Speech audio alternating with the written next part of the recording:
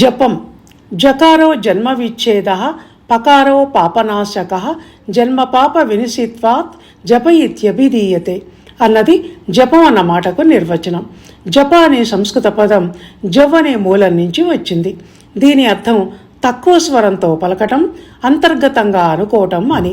పునర్జన్మ లేకుండా అనే అర్థంలో జాని, పాప ప్రక్షాళనకు అనే అర్థంలో పాని చెప్తారు. జపం చేయటం అనేది ఒట్టిగా మనసులో దైవనామాన్ని లేక మంత్రాన్ని స్మరించటంతో కానీ, లేక జపమాలను చేతిలో పట్టుకొని అందులోని 108 పూసలను కుడి చేతి మునివేలి కణుపు దగ్గర ఉంచి ముందుకు జరపటంతో కానీ చేయవచ్చు. ఇలా ఎందుకు అంటే 108 అనే లెక్క కోసం, ఇంకా మనసు దాని మీద లగ్నమై ఏకాగ్రత సిద్ధించటం కోసం. వెనకటి కాలపు మునులు, ఋషులు కూడా ధ్యానంలో కూర్చొని అలాగే జపమాలతో జపం చేసేవాళ్ళు. పదే 108 సార్లు మంత్రపఠనము, దైవనామ స్మరణం చేసేవారు.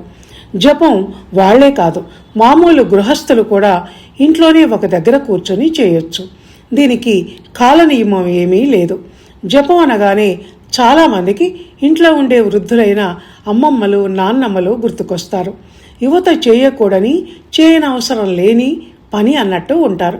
కానీ చిత్తచాంచల్యాన్ని అరికట్టడానికి, ధ్యానమగ్నులు అవటానికి ఎవరైనా జపాన్ని చేయవచ్చు. జపం ఒక యోగం, మెడిటేషన్ లాంటిది.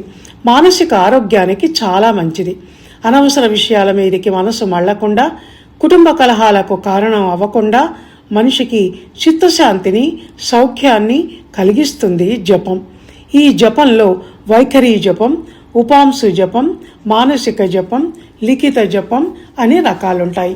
అంటే బిగ్గరగా చేసే జపం, నిశ్శబ్దంగా చేసే జపం, మనసులో చేసే జపం అని ఇలా శబ్దస్థాయిలు ఉంటాయి.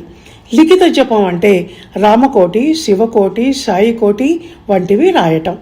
అలాగే జపమాలలోనూ రుద్రాక్షలు, తులసిమాలలు, స్ఫటికంతో చేసిన పూసలు అని ఇలా చాలా రకాలు ఉంటాయి. యజ్ఞానాం జపయజ్ఞో యాస్మి అంటూ యజ్ఞాలలో జపయజ్ఞం శ్రేష్టమైనది అని భగవద్గీతలో శ్రీకృష్ణుడు చెప్పాడు. పతంజలి మహర్షి జపం అనేది కేవలం మంత్రాన్ని పదే ఉచ్చరించటం కాదు, మంత్రార్థాన్ని తర్కించటం అని అన్నారు. ఇలా జపానికి పురాణ కాలం నుంచి మన భారతీయ సంస్కృతిలో విశిష్ట స్థానం ఉంది. కనుక జపం అన్న మాటకు, జపమాలకు మనం తగిన గౌరవం ఇస్తూ జపము ఆచరించాలి. ధన్యవాదాలు.